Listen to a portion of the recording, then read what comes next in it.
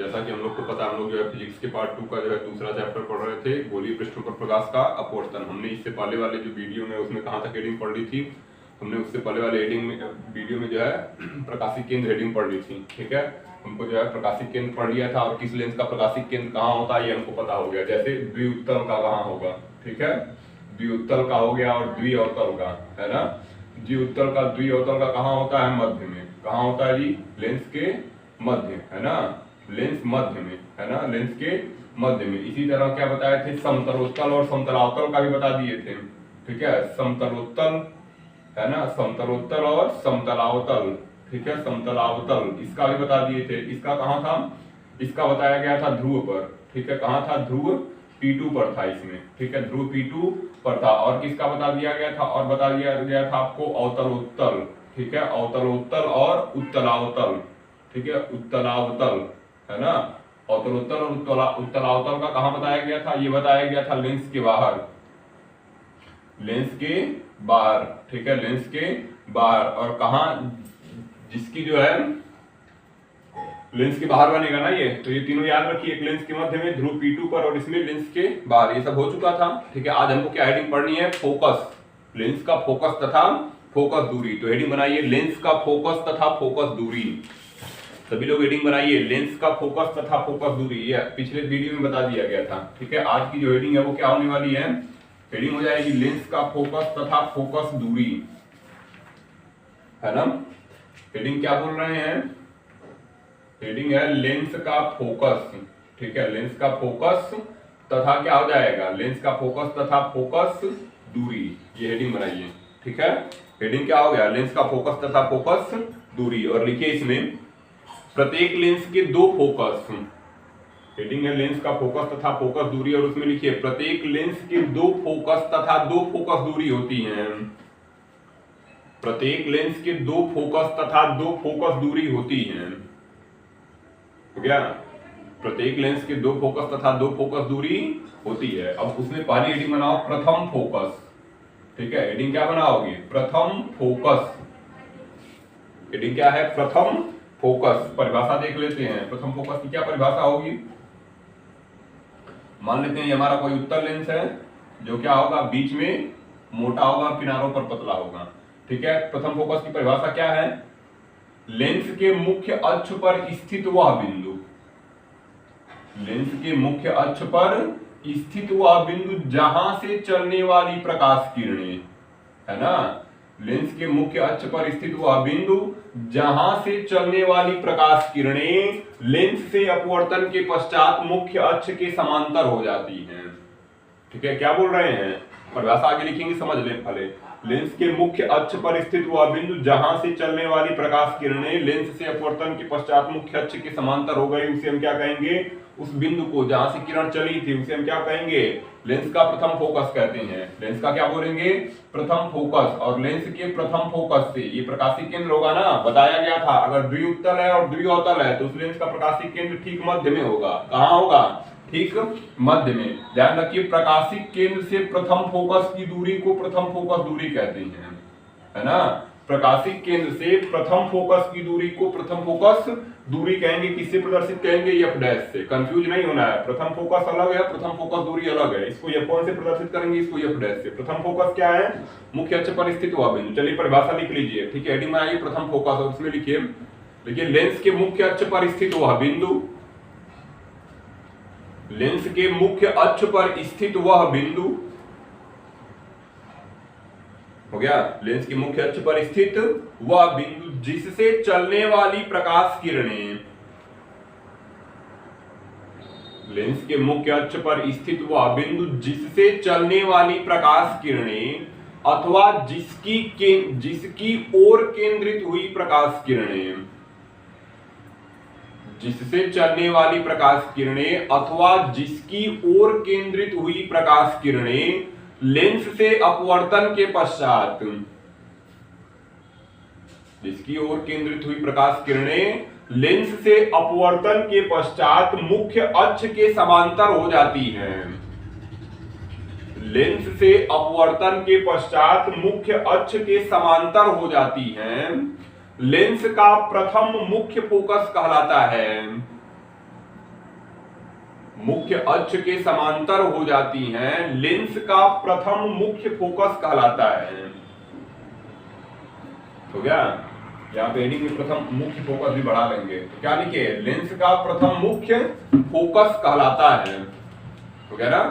Lens का प्रथम मुख्य फोकस कहलाता है। लाइन छोड़ के लिखिए, लेंस के प्रकाशिक केंद्र से, पहले ये ध्यान रखिए क्या लिखिए, लेंस का प्रथम मुख्य फोकस कहलाता है। हो गया ना? यहाँ तक उसको लिखिएगा, आगे उसमें एक और लाइन बढ़ा लीजिएगा।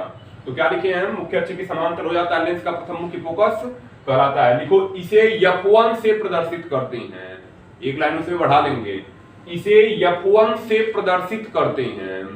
इसको, लेंस के प्रथम मुख्य फोकस को, है ना? इसे F1 से प्रदर्शित करते हैं। अब लाइन छोड़िए, फिर लिखिए, इसे F1 से प्रदर्शित करते हैं। लाइन छोड़िए, लिखिए लेंस के प्रकाशिक केंद्र से, लेंस के प्रकाशिक केंद्र से प्रथम मुख्य फोकस की दूरी को, लेंस के प्रकाशिक केंद्र से प्रथम मुख्य फोकस की दूरी को प्रथम फोकस दूरी कहते हैं। हो गया? लेंस के प्रकाशिक केंद्र से प्रथम मुख्य फोकस की दूरी को प्रथम फोकस दूरी कहते हैं। इसे F' से प्रदर्शित करते हैं। लेंस के प्रकाशिक केंद्र से प्रथम मुख्य फोकस की दूरी को प्रथम फोकस दूरी कहते हैं। इसे F' से प्रदर्शित करते हैं। हो गया? इसे F' से प्रदर्शित करते हैं। तो ये चित्र हो जाएगा किसका? कौन से लेंस का? उत्तल लेंस का। क्या परिभाषा बताए? मुख्य अक्ष पर। यह लेंस हो गया, इसका मुख्य अक्ष हो गया। मुख्य अक्ष क्या है? वक्रता केंद्रों को मिलाने वाली रेखा मुख्य अक्ष है। तो परिभाषा में क्या था? लेंस के मुख्य अक्ष पर स्थित वह बिंदु जहां से चल रही प्रकाश की किरणें, लेंस से जहां से चल रही प्रकाश की किरणें या जिसकी ओर केंद्रित, जिसकी ओर केंद्रित किस लेंस में होगा? अवतल लेंस में। और जहां से चल रही किस लेंस में होगा? उत्तल। तो परिभाषा में क्या हुआ? लेंस के मुख्य अक्ष पर स्थित वह बिंदु जहां से चलने वाली प्रकाश किरणें या जिसकी ओर केंद्रित हुई, ठीक है, प्रकाश किरणें लेंस से अपवर्तन के पश्चात मुख्य अक्ष के समांतर हो जाती हैं, उसे हम क्या कह रहे हैं? उसे हम लेंस का प्रथम मुख्य फोकस कहते हैं, है ना? ये हो जाएगा हमारा मुख्य अक्ष। मुख्य अक्ष हमको कौन से लेंस में और बनाना है? ये तो केवल उत्तल का है ना, अवतल का भी हमको बनाना पड़ेगा, है ना? अवतल का क्या है परिभाषा? अवतल की वह लेंस जो बीच में पतले और किनारों पर मोटे होते हैं, है ना? वह लेंस जो बीच में पतले और क्या होंगे? किनारों पर मोटे हो जाएंगे, उसे हम क्या कहेंगे? उसे हम जो है अवतल लेंस कहेंगे। अब ध्यान रखिए, है ना? प्रकाश किरणें ऐसे आ रही थी, कह रहा था जिसकी ओर केंद्रित हुई, है ना? यहाँ पे एक बिंदु है जिसे हम क्या कर रहे हैं? F1। अब इसकी ओर किरणें क्या हो रही हैं? केंद्रित हो रही हैं। इसकी ओर किरणें क्या हो रही हैं? केंद्रित। इसी तरह नीचे से भी आ जाएगा, इसकी ओर किरणें क्या है? केंद्रित है, ठीक है? जो भी किरणें इसकी ओर आई हैं, है ना, सब लेंस से अपवर्तन के पश्चात मुख्य अक्ष के कैसे होंगी? सब लेंस से अपवर्तन के पश्चात मुख्य अक्ष के समांतर होंगी, ठीक है? सब क्या होंगी? लेंस से अपवर्तन के पश्चात मुख्य अक्ष के समांतर हो जाएंगी, है ना? और इसे ही हम कह रहे हैं ये F1 है। ये क्या है? F1। ये हो जाएगा हमारा प्रकाशिक केंद्र C से F1 की दूरी को हम क्या कहेंगे? F' कहेंगे। C से F1 की दूरी को क्या कह रहे हैं? प्रथम फोकस दूरी, प्रथम फोकस दूरी कहेंगे, ठीक है? तो ये उत्तल लेंस में हो जाएगा चित्र, ये अवतल लेंस में चित्र हो जाएगा, ठीक है? ये इसका क्या हो जाएगा? ये इसका जो है मुख्य अक्ष है। ये इसका क्या हो जाएगा? ये हमारा जो है मुख्य अक्ष हो जाएगा, ठीक है? तो दोनों चित्र बना लेंगे। कौन से लेंस का चित्र बनाइए जल्दी से।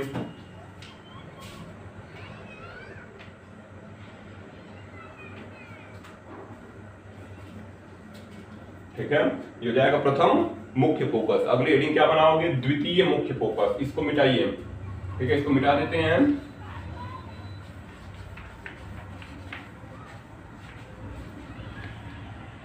हेडिंग क्या बनाओगे? द्वितीय मुख्य फोकस, है ना?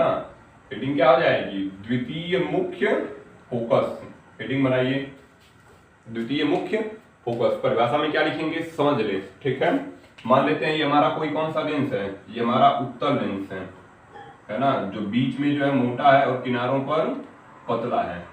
पीछे वाली परिभाषा ध्यान रखिए, पीछे वाला क्या कहा गया था? मुख्य अक्ष पर स्थित बिंदु था, जिससे निकल रही प्रकाश किरण मुख्य अक्ष के समांतर हो रही थी। यहाँ पे उसी का उल्टा करना है। अब किरण मुख्य अक्ष पर स्थित नहीं होगी, बिंदु मुख्य अक्ष पर स्थित नहीं होगा, किरणें मुख्य अक्ष के समांतर आएंगी और एक बिंदु पर जाकर मिलेंगी। ठीक है, जैसे वहां पे कहा गया था मुख्य अक्ष पर स्थित बिंदु था, वहां से किरणें निकलकर मुख्य अक्ष के समांतर हो रही थी। यहाँ पे उल्टा होगा, यहाँ पे मुख्य अक्ष के समांतर ही किरण आएगी और अपवर्तन के पश्चात एक बिंदु पर जाकर मिल जाएगी। ठीक है, तो परिभाषा क्या होगी? परिभाषा हो जाएगी तुम्हारी लेंस के मुख्य अक्ष के समांतर, लेंस के मुख्य अक्ष के समांतर चलने वाली प्रकाश किरणें लेंस से अपवर्तन के पश्चात जिस बिंदु पर मिलती हैं, लेंस से अपवर्तन के पश्चात जिस बिंदु पर मिलती है या जिस बिंदु से आती हुई प्रतीत होती हैं। इस पर तो जाकर मिल रहे हैं क्योंकि उत्तल लेंस है, अभी अवतल का जब देखेंगे तो उस बिंदु पर आकर मिलती हुई प्रतीत होंगी। ठीक है, उस बिंदु से आती हुई प्रतीत होंगी। ठीक है, तो परिभाषा में क्या हुआ, अभी परिभाषा लिखेंगे, समझ लें। मुख्य अक्ष के समांतर जो भी किरण आएगी वह लेंस से अपवर्तन के पश्चात मुख्य अक्ष के एक बिंदु पर जाकर मिलेगी। जिस बिंदु पर जाकर मिल रही है उसे हम क्या बोल रहे हैं? द्वितीय मुख्य फोकस बोल रहे हैं। क्या बोल रहे हैं? द्वितीय मुख्य फोकस। और इस प्रकाशिक केंद्र से जो है द्वितीय मुख्य फोकस की दूरी को द्वितीय फोकस दूरी कहते हैं, जिसे स्मॉल एफ से प्रदर्शित करते हैं। जिसे किससे प्रदर्शित करेंगे? स्मॉल एफ से। ठीक है, तो परिभाषा लिखिए, परिभाषा लिखिए द्वितीय मुख्य फोकस की। लिखिए, लेंस के मुख्य अक्ष के समांतर चलने वाली, लेंस के मुख्य अक्ष के समांतर चलने वाली प्रकाश किरणें, लेंस के मुख्य अक्ष के समांतर चलने वाली प्रकाश किरणें लेंस से अपवर्तन के पश्चात, लेंस से अपवर्तन के पश्चात जिस बिंदु पर मिलती हैं, लेंस से अपवर्तन के पश्चात जिस बिंदु पर मिलती हैं अथवा उससे आती हुई प्रतीत होती हैं, जिस बिंदु पर मिलती हैं अथवा उससे आती हुई प्रतीत होती हैं, उसे लेंस का, उसे लेंस का द्वितीय मुख्य फोकस कहते हैं। उसे लेंस का द्वितीय मुख्य फोकस कहते हैं। इसे F2 से प्रदर्शित करते हैं, इसे F2 से प्रदर्शित करते हैं। हो गया? F2 से प्रदर्शित करते हैं। लाइन छोड़ के लिखिए, लेंस के प्रकाशिक केंद्र से, लेंस के प्रकाशिक केंद्र से द्वितीय मुख्य फोकस की दूरी को, लेंस के प्रकाशिक केंद्र से द्वितीय मुख्य फोकस की दूरी को द्वितीय फोकस दूरी कहते हैं। हो गया? द्वितीय मुख्य फोकस की दूरी को द्वितीय फोकस दूरी कहते हैं। इसे स्मॉल एफ से प्रदर्शित करते हैं, इसे स्मॉल एफ से प्रदर्शित करते हैं। हो गया? अब ये चित्र हो जाएगा उत्तल का, इसे स्मॉल एफ से प्रदर्शित करते, हो गया ना? अब ये चित्र बनाइए किसका? ये चित्र हो जाएगा हमारा उत्तल का। अवतल में क्या देखेंगे? मुख्य अक्ष की समांतर किरण आएगी। तो अवतल लेंस क्या होता है? जो बीच में पतले होंगे और किनारों पर मोटे, है ना? चित्र से ही स्पष्ट हो जाता है लेंस। अब ध्यान दीजिए क्या हो रहा है? मुख्य अक्ष के समांतर प्रकाश किरणें आ रही हैं। ठीक है, किरणें कैसी आ रही हैं? किरणें जो है मुख्य अक्ष के समांतर हैं।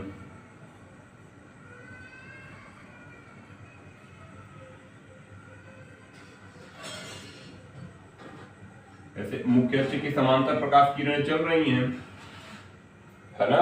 अब एक ऐसा बिंदु है, एक ऐसा बिंदु है, कह रहा है उस बिंदु से आती हुई प्रतीत होती है ना? उस बिंदु से क्या होंगी?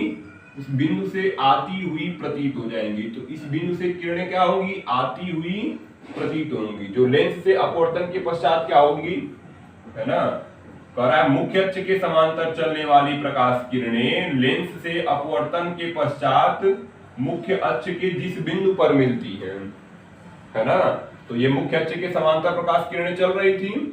ठीक है, लेंस से अपवर्तन के पश्चात जिस बिंदु पर मिलती हैं या जिस बिंदु से आती हुई प्रतीत होती है, अवतल में हम कहेंगे जिस बिंदु से आती हुई, तो कौन से बिंदु से आती हुई प्रतीत होगी, यहाँ पे बिंदु है, इससे किरण क्या होगी, इससे किरण जो है आती हुई प्रतीत होगी, ठीक है। इससे किरण क्या हो जाएगी, इससे किरण जो है आती हुई प्रतीत होगी, है ना, किरणें जो है इससे आती हुई निकलती हुई प्रतीत हो रही हैं, इसे ही हम क्या बोल रहे हैं, द्वितीय मुख्य फोकस बोलते हैं। ध्यान रखिएगा, द्विउत्तल और द्विअवतल लेंस का प्रकाशिक केंद्र लेंस के ठीक बीच में होता, अभी बताए थे, ठीक है। तो प्रकाशिक केंद्र से द्वितीय मुख्य फोकस की दूरी ही द्वितीय फोकस दूरी है ना। प्रकाशिक केंद्र C से द्वितीय मुख्य फोकस F2 की दूरी को क्या बोल रहे हैं, द्वितीय फोकस दूरी कहते हैं, ठीक है। तो ये हो जाएगी किसकी, प्रथम मुख्य फोकस और द्वितीय मुख्य फोकस की परिभाषा, ठीक है। प्रथम मुख्य फोकस और द्वितीय मुख्य फोकस की परिभाषा और चित्र हो गया, है ना। अब हेडिंग क्या बनाओगे, हेडिंग बनाओ लेंस का फोकस तल। हेडिंग क्या बनाएंगे, लेंस का फोकस तल, लेंस का फोकस तल, ये हो जाएगी हमारी हेडिंग, हो गया ना। हेडिंग क्या हो जाएगी, लेंस का फोकस तल। लिखिए इसमें, अब हेडिंग क्या है, लेंस का फोकस तल, लिखिए उसमें, लिखो लेंस के फोकस में से होकर जाने वाली, लेंस के, हेडिंग लिखिए और इसमें लिखिए लेंस के फोकस में से होकर जाने वाली तथा मुख्य अक्ष के लंबवत तल को, लेंस के फोकस में से होकर जाने वाले तथा मुख्य अक्ष के लंबवत तल को लेंस का फोकस तल कहते हैं, हो गया। पर मुख्य अक्ष के लंबवत तल को लेंस का फोकस तल कहते हैं। तो क्या कह रहा है, फोकस से होकर जाए, फोकस में से होकर जाए और मुख्य अक्ष के समान, मुख्य अक्ष के लंबवत हो। तो ये हमारा मुख्य अक्ष है ना, ये कौन सा अक्ष है, मुख्य अक्ष।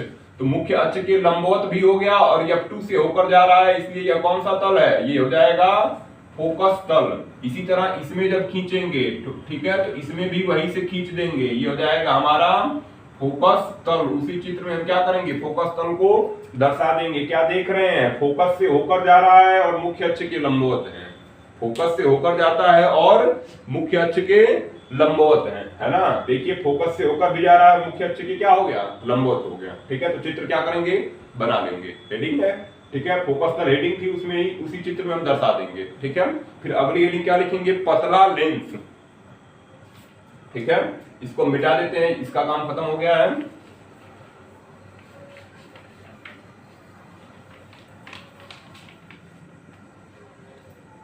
हेडिंग हो जाएगी हमारा पतला लेंस,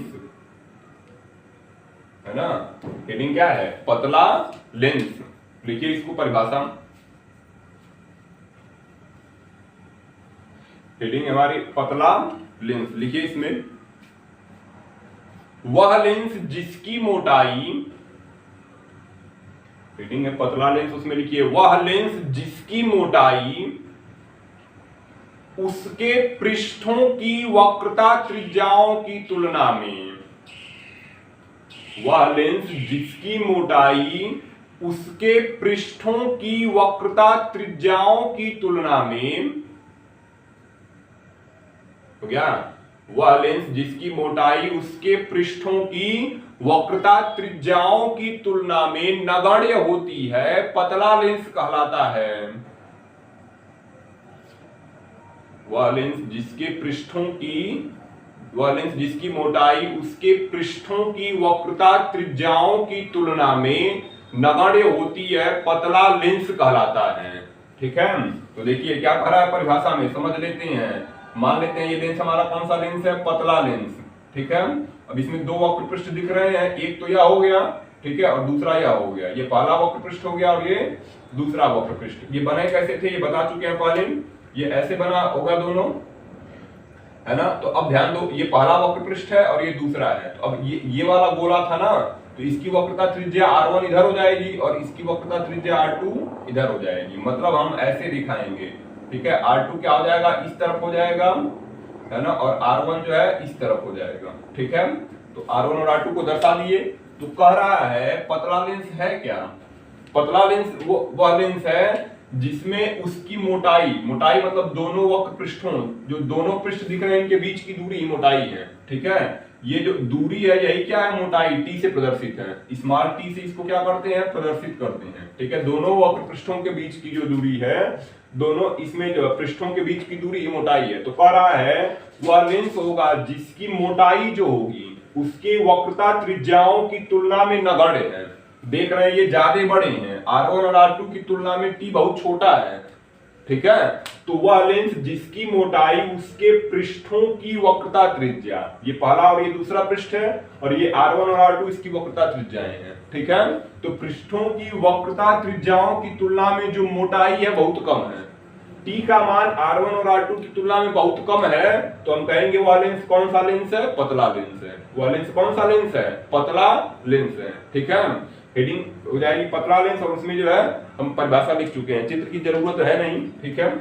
हेडिंग हम अगला ध्यान देते हैं जो बहुत ज्यादा इंपॉर्टेंट है। हेडिंग हो जाएगा पतले लेंस द्वारा प्रकाश के अपवर्तन का सूत्र, है ना। हेडिंग क्या है, हेडिंग है हमारा पतले लेंस द्वारा, है ना, पतले लेंस द्वारा प्रकाश के अपवर्तन का सूत्र, पतले लेंस द्वारा प्रकाश के अपवर्तन का सूत्र। इसे और क्या कहते हैं, लेंस मेकर सूत्र, ठीक है। इसको क्या कहते हैं, लेंस मेकर सूत्र, लेंस को बनाने वाला है लेंस मेकर सूत्र, ठीक है।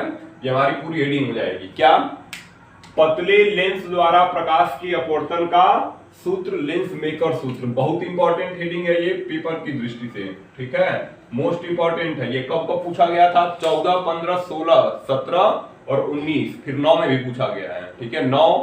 2009, 2014, 2015, 16, 17 और 19, बहुत साल से ये क्वेश्चन पूछे जा रहे हैं और हर साल 2-3 सेट में आ ही जाएंगे, है ना। तो ये बहुत ज्यादा इंपॉर्टेंट है पेपर की दृष्टि से, है ना। ये हेडिंग जो है बहुत महत्वपूर्ण है। तो पहले इसका क्या कर लेते हैं, चित्र बना लेते हैं, ठीक है। इसकी जो है चित्र बना के व्याख्या करेंगे। तो हम देखते हैं, मान लेते हैं एक जो पतला लेंस है,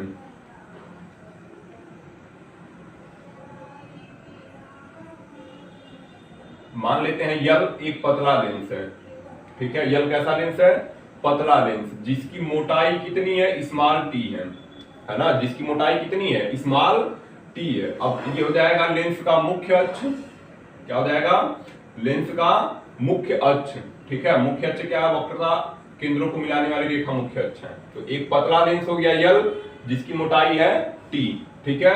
लेंस के मुख्य अक्ष पर एक बिंदु वस्तु रखी है, लेंस के क्या देख रहे हैं, मुख्य अक्ष पर एक बिंदु वस्तु है जिसका नाम है O। O से क्या चलेगी, प्रकाश किरण चलेगी।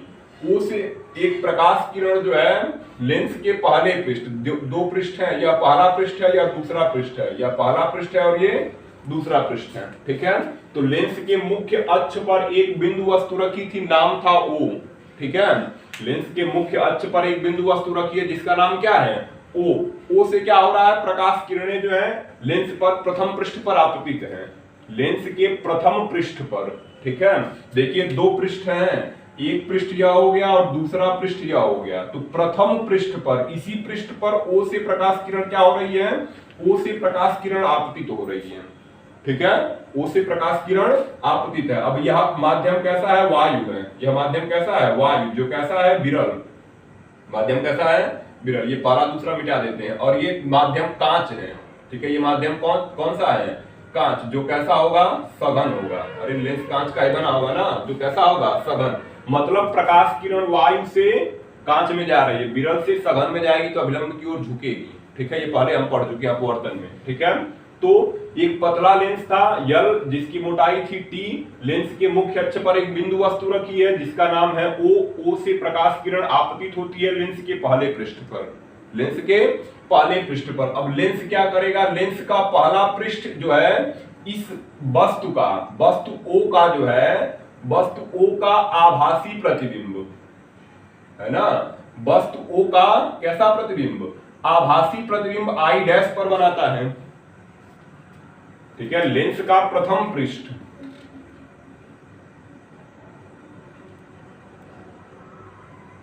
ठीक है।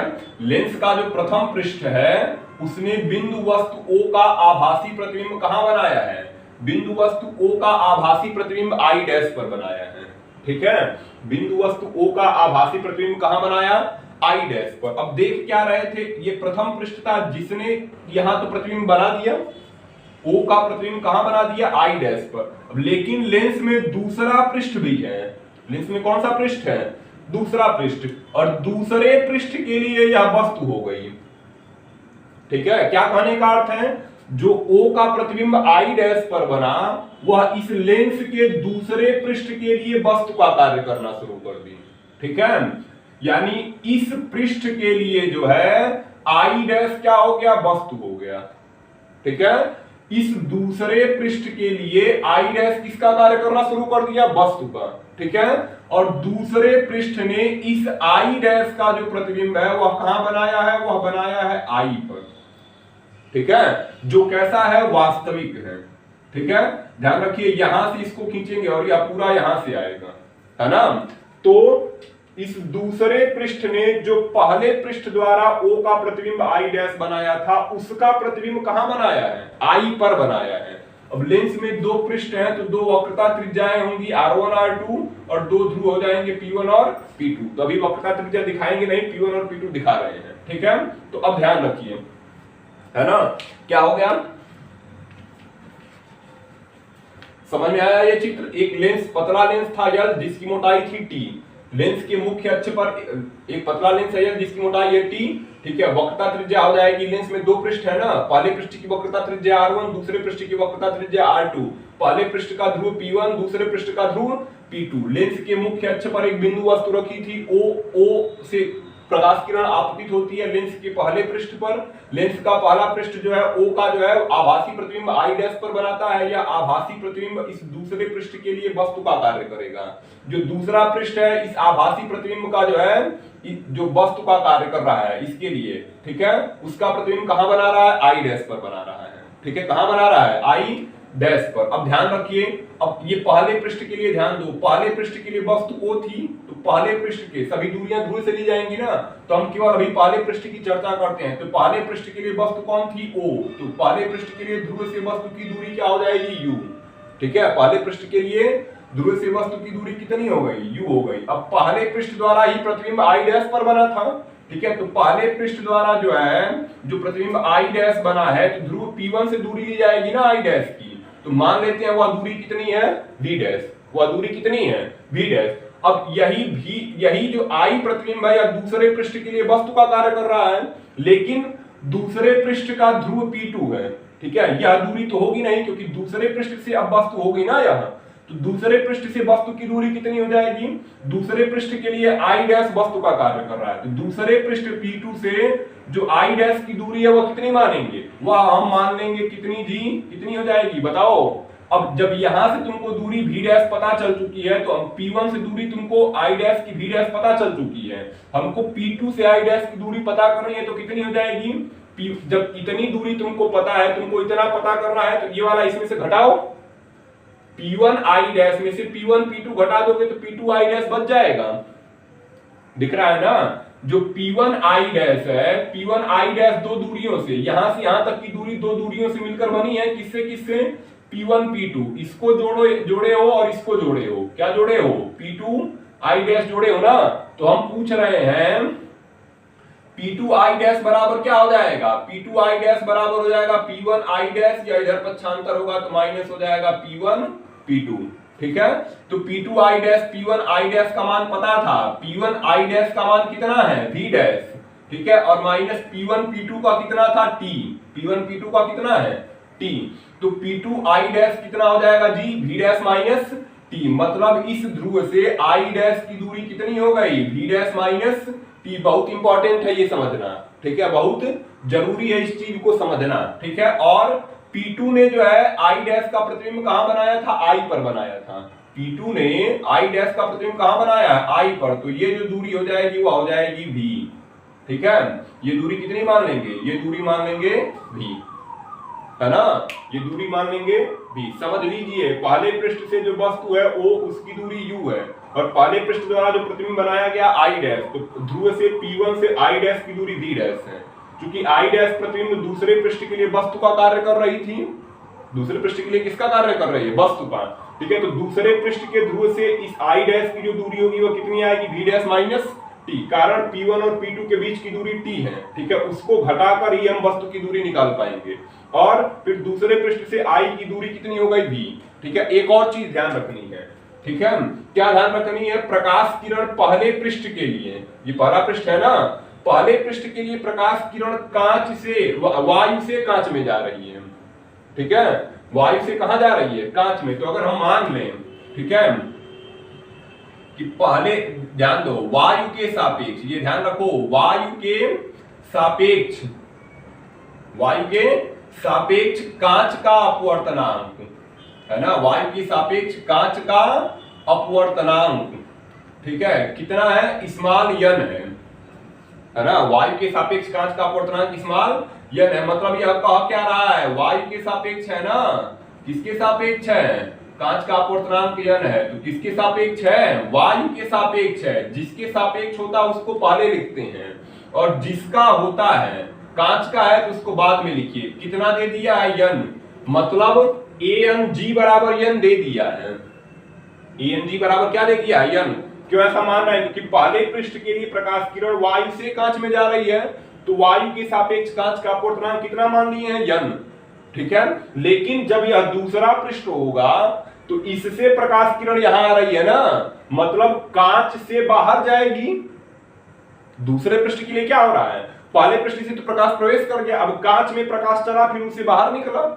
ठीक है, तो दूसरे पृष्ठ के लिए क्या होगा, दूसरे पृष्ठ के लिए कांच से प्रकाश कहां जाएगा, वायु में। ठीक है, तो हमको वायु के सापेक्ष कांच का पता था, लेकिन दूसरे पृष्ठ के लिए हमको किसकी जरूरत होगी, कांच के सापेक्ष, कांच के सापेक्ष वायु का अपवर्तनांक। ठीक है, कांच के सापेक्ष वायु का अपवर्तनांक कितना हो जाएगा, 1/n हो जाएगा। कितना हो जाएगा, 1/n। अब ध्यान दो, कांच के सापेक्ष है तो G पहले हो जाएगा, किसका है, वायु का है, GNA बराबर कितना कर रहे हैं, 1/n। अब ये समझ में नहीं है कहां से 1/n हो गया, तो पीछे हमको चलना पड़ेगा। पीछे प्रकाश की उत्क्रमणीयता का नियम बताए थे कि ANG जो है बराबर होता है 1/GNA के, है ना। ANG किसके बराबर होगा, 1/GNA के, या 1n2 बराबर हो जाएगा 1/2n1 के। बात वही है। ठीक है, ANG जो है 1/GNA के बराबर है, तो हमको पहले से ही पता है, या यह लिखिए या यह लिखिए, बात एक ही है। ठीक है, यहाँ पे पहले माध्यम के सापेक्ष दूसरे माध्यम का अपवर्तनांक जो होगा व्युत्क्रमानुपाती होगा दूसरे माध्यम के सापेक्ष पहले माध्यम के, या ये वायु के सापेक्ष जो अपवर्तनांक कांच का है वह व्युत्क्रमानुपाती होगा कांच के सापेक्ष वायु के अपवर्तनांक के। ठीक है, तो अब हमको कैसे पता चला कि GNA 1/n होगा, देखो हमको पहले से यह ज्ञात था कि ANG कितना है, n है, ANG कितना है, n बराबर हो जाएगा 1/GNA के, तो GNA कितना आएगा, GNA हो जाएगा 1/n के। ऐसे पता चला कि GNA बराबर कितना होगा, 1/n होगा। ठीक है, GNA किसके बराबर होगा, 1/n के। क्यों इसकी जरूरत है, क्योंकि दूसरे पृष्ठ के लिए जब हम करेंगे तो प्रकाश किरण कांच से वायु में जाएगी। ठीक है, तो हमको इस चीज की जरूरत है, तो चित्र बनाइए। ठीक है, अभी यह लिखिएगा नहीं, है ना, आगे नीचे लिख लेंगे। ठीक है, तो पहले अभी यह चित्र बना दें, है ना, चित्र बनाइए, फिर इसकी व्याख्या शुरू करते हैं करना। व्याख्या करेंगे और प्रूफ करेंगे इसको। ठीक है, तो चित्र बनाइए, जल्दी करिए, चित्र को बनाइए।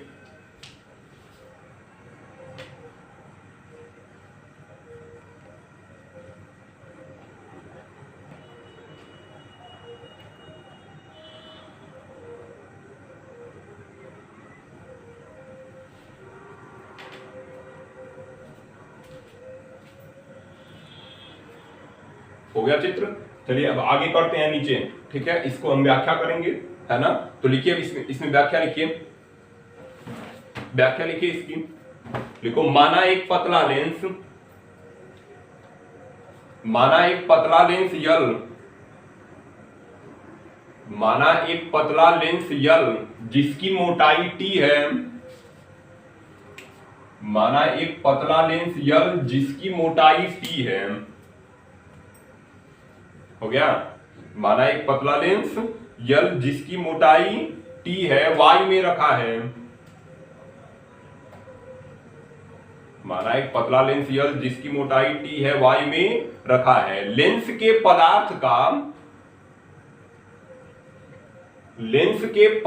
का अपवर्तनांक n है, वही चीज जो बताए हैं, ठीक है, यही चीज है n, है ना। लेंस के पदार्थ का अपवर्तनांक n है तथा लेंस के पदार्थ का अपवर्तनांक n है तथा इसके पहले व दूसरे पृष्ठों की वक्रता त्रिज्याएं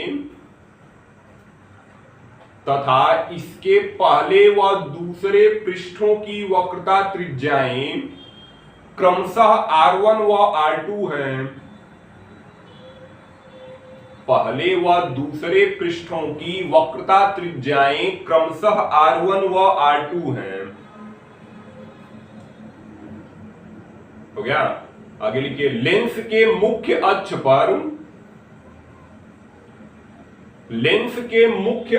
पर एक बिंदु वस्तु O रखी है।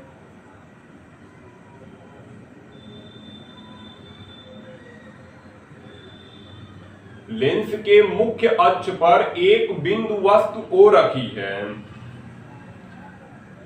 बिंदु वस्तु O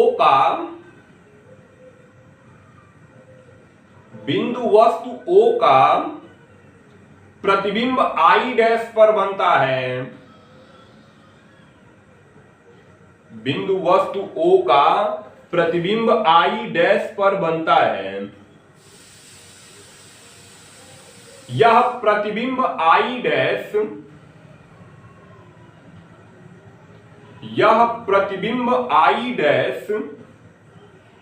द्वितीय पृष्ठ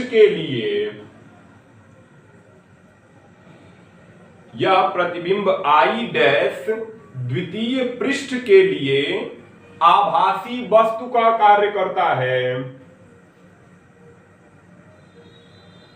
यह प्रतिबिंब I डैश द्वितीय पृष्ठ के लिए आभासी वस्तु का कार्य करता है। हो गया, आभासी वस्तु का कार्य करता है। लिखो, द्वितीय पृष्ठ द्वारा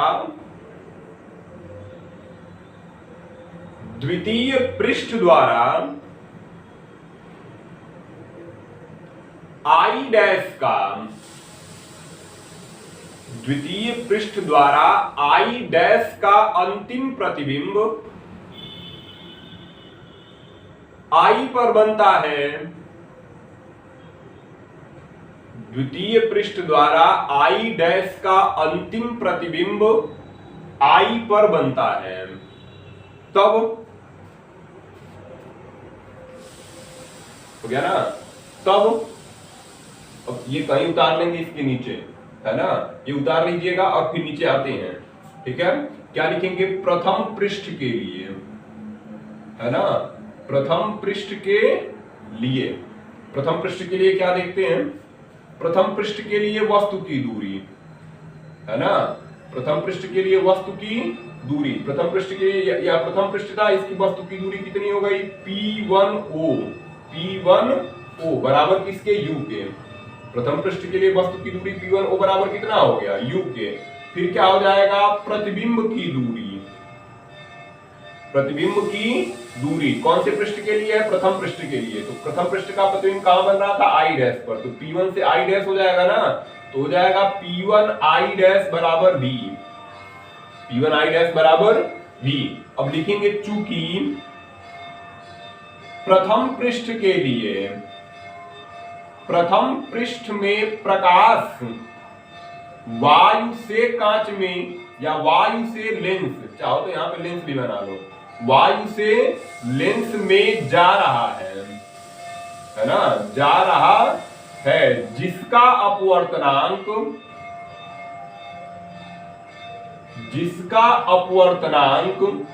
स्मॉल n है, तब जिसका अपवर्तनांक कितना हो गया? स्मॉल n हो गया। तब अपवर्तन के सूत्र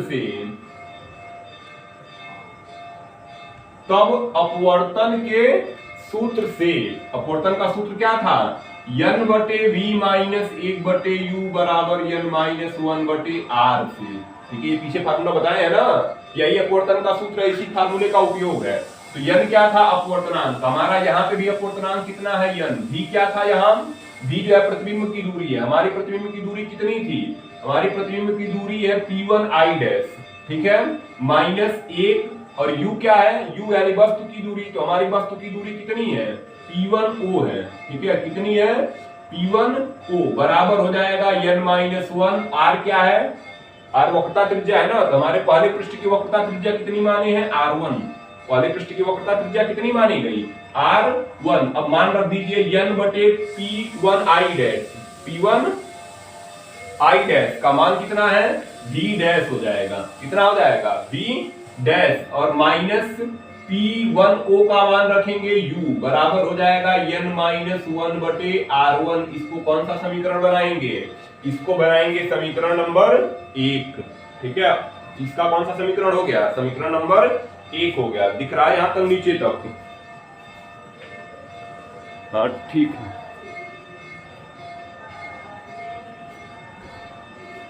ये हमारा क्या हो गया? समीकरण नंबर 1 हो गया, ठीक है। अब आते हैं द्वितीय पृष्ठ के लिए, है ना। ये बी डैश को थोड़ा ऊपर कर देते हैं, यहाँ पे लिख देते हैं बी डैश। हम क्या लिखेंगे अब? द्वितीय पृष्ठ के लिए। अभी तो यह पहले पृष्ठ का था ना, इससे समीकरण 1 मिल गया। अब आते हैं द्वितीय पृष्ठ के लिए, है ना।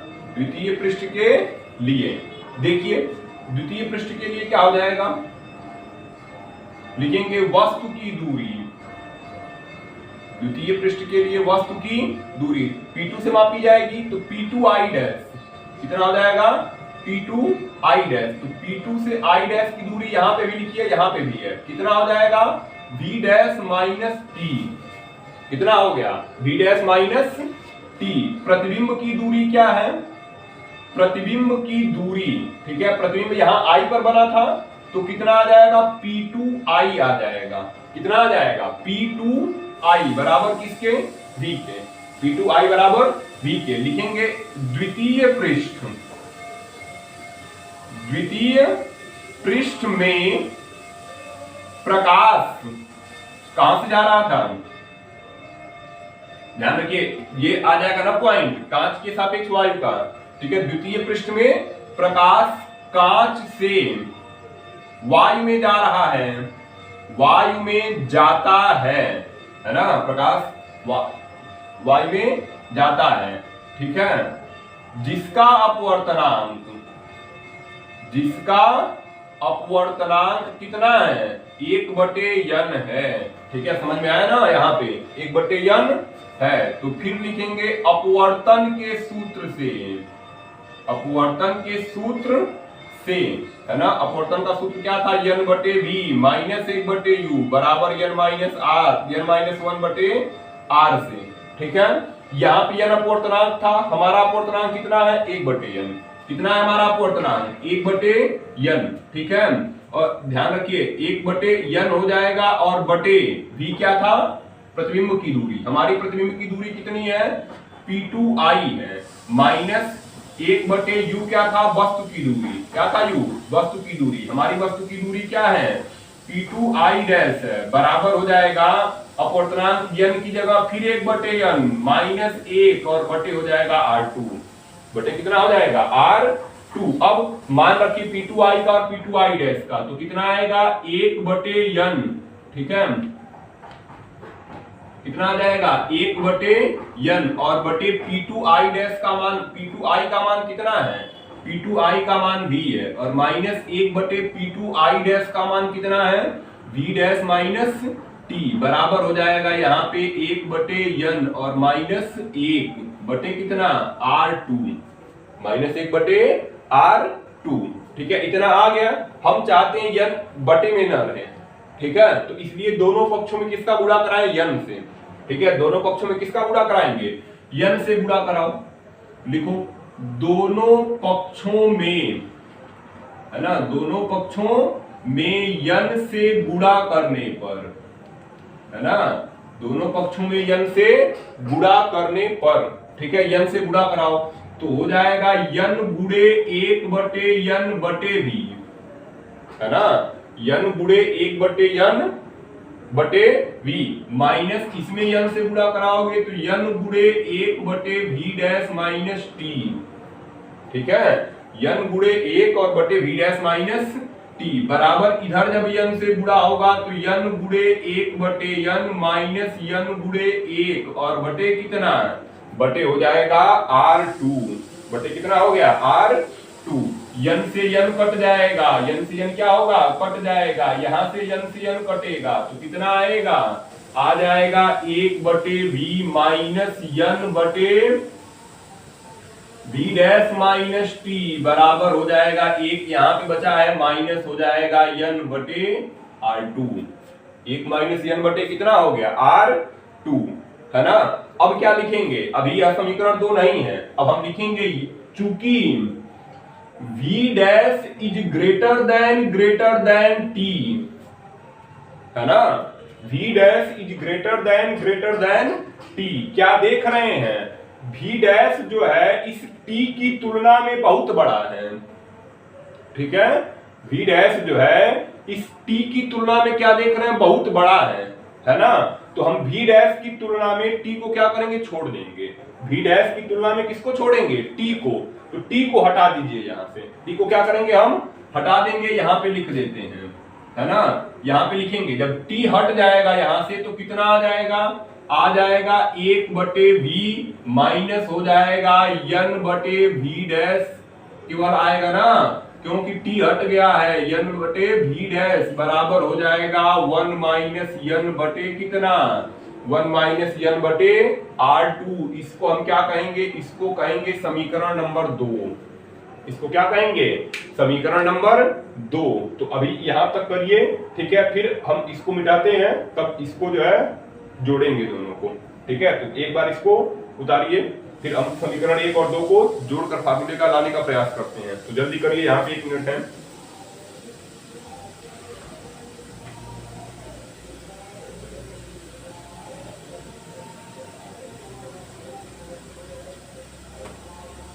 हो गया, समीकरण 1 और समीकरण 2 हमको मिल गया है, ये सब हो चुका होगा सबका, ठीक है, इस जगह के लिए इसको मिटा देते हैं अब, है ना, इसको क्या कर देते हैं, इसको जो है हम मिटा देते हैं, इधर का भी मिटा देते हैं, बस हमको किसकी जरूरत थी, समीकरण 1 और 2 की, है ना, 1 और 2 मिल चुका है हमको, तो अब ध्यान रखिए, यहाँ पे समीकरण 1 है, यहाँ पे समीकरण 2 है, तो हम क्या लिखेंगे, लिखते हैं समीकरण 1 और 2 को जोड़ने पर, तो समीकरण 1 प्लस समीकरण 2, ठीक है, समीकरण 1 प्लस क्या हो गया, समीकरण 2 हो गया। अब समीकरण 1 का पहले बायां पक्ष होगा, इसमें इसका बायां पक्ष जोड़ेंगे, फिर इसके दाएं पक्ष में इसका दायां पक्ष, तो समीकरण 1 का जो बायां पक्ष है वह कितना है, वह है n बटे v डैश, और हो जाएगा माइनस 1 बटे u, इसका बायां पक्ष जोड़ो, प्लस हो जाएगा 1 बटे v और माइनस n बटे कितना हो गया, n बटे v डैश बराबर किसके आ जाएगा, इधर कितना था, इधर है n माइनस 1 बटे R1 और प्लस इधर कितना हो जाएगा 1 माइनस n बटे R2, 1 माइनस n बटे R2, अब n बटे v डैश यहाँ पे माइनस और यहाँ पे प्लस है, ठीक है, तो ये दोनों क्या हो गए, ये दोनों कट गए, ठीक है, आया क्या, आया हमारा 1 बटे v माइनस 1 बटे u बराबर n माइनस 1 बटे R1। अब ध्यान दो यहाँ पे यह 1 माइनस n है, हम इन दोनों में कॉमन चाहते हैं तो दोनों में n माइनस 1 होना चाहिए, या ठीक है, दोनों में n माइनस 1 हो या 1 माइनस n हो, ठीक है, लेकिन हम क्या करेंगे n माइनस 1 बनाएंगे, तो यहाँ पे n माइनस 1 लाने के लिए माइनस इसमें से कॉमन कर देते हैं, ठीक है, माइनस को क्या कर लिए कॉमन, तो जो माइनस था n माइनस था वो प्लस हो गया, 1 प्लस था तो वह क्या हो गया माइनस, बटे R2 था उसको लिख दो, बटे क्या लिख दोगे R2 लिख दोगे, कोष्टक बंद कर देते हैं, हो जाएगा 1 बटे v माइनस 1 बटे u, 1 बटे v माइनस 1 बटे u बराबर हो जाएगा यहाँ पे n माइनस 1 बटे R1 प्लस माइनस का गुणा कराए माइनस n माइनस 1 बटे कितना हो गया R2, ठीक है, 1 माइनस n बटे R2, अब क्या हो जाएगा, अब हो जाएगा 1 बटे v माइनस 1 बटे u, n माइनस 1 कॉमन कर लिए, n माइनस 1 क्या कर लिए कॉमन, तो आ जाएगा 1 बटे R1 माइनस 1 बटे R2, क्या आ गया 1 माइनस 1 बटे R1 माइनस 1 बटे R2, है ना। अब हम इसको क्या करेंगे, इसको बना देते हैं समीकरण 3, इसका काम है हमको आगे, ठीक है। इसको क्या बना देते हैं, समीकरण 3, इसका हो चुका है, इसको मिटा देते हैं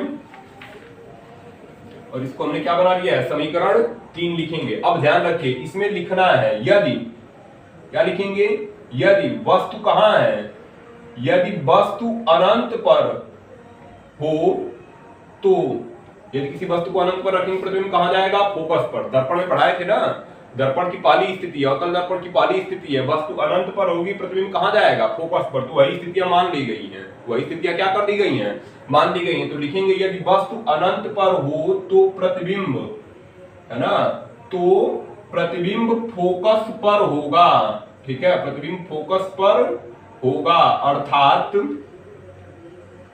अर्थात क्या हो जाएगा, कह रहा है कि जब u बराबर इनफाइनाइट, वस्तु अनंत पर है, तो प्रतिबिंब कहां चला गया है, प्रतिबिंब फोकस पर आ गया है, प्रतिबिंब कहां आ गया है, फोकस पर आ गया है। मान रख लो तो अब u की जगह इनफाइनाइट, v की जगह f, तो हो जाएगा 1/f और माइनस 1/इनफाइनाइट, 1/f माइनस 1/इनफाइनाइट बराबर, इधर तो कोई चेंज आ नहीं रहा, इधर लिखेंगे n-1 और फिर हो जाएगा 1/r1 minus 1/r2, 1/r1 minus क्या हो जाएगा, 1/r2 हो जाएगा। अब इसको यहां लिखते हैं,